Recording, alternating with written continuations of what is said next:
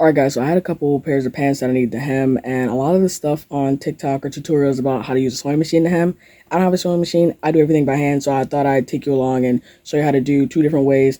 One, you're keeping the original hem, the other you aren't, so let's get to it. Okay, so the first thing you're going to want to do is turn your pants inside out and mark your inseam. If you don't know how to find your inseam, I mentioned it in a video of how to shop for men's pants. I'll put a screenshot somewhere around here so you can find the video, find out how to find your inseam, and then come back. This is what it should look like. I like to fold mine in half and then just like mark the line right there so I can just cut them both at the same time, but you can do what you want. After that, you're going to mark about an inch above or below your inseam, whichever way you're holding your pants, and that is going to be the line you're cut. This is what you should have after cutting. After you've done that, what you're going to do is you're going to take the edge that you just cut and you're going to fold it over to your inseam line, and then you're going to pin it or clip it. Now, the type of hemming that I do is called invisible hems. That means like most of the hemming is on the inside, doesn't really show on the outside, and I'll prove that it doesn't show by using red thread.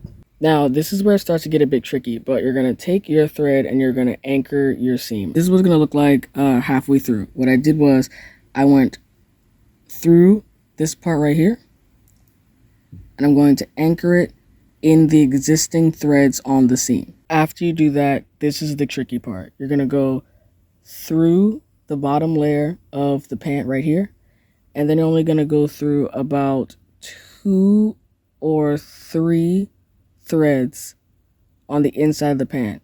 That is what allows you to not see the thread on the outside. This is what it looks like on the inside of the pant before I pull it all the way through. This is what it looks like pulled through on the inside of the pant. This is what you see on the outside. As you can see, you fully do not see this thread at all. This is the invisible hem. This is what it looks like halfway through. I'm going to anchor this part right here.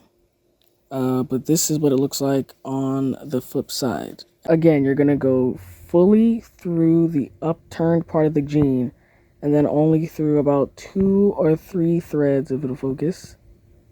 2 or 3 threads on the inside of the pant. First pant leg is done. This is what it looks like on both sides right here. And this is what the inside of those sides look like. Both pant legs are now complete.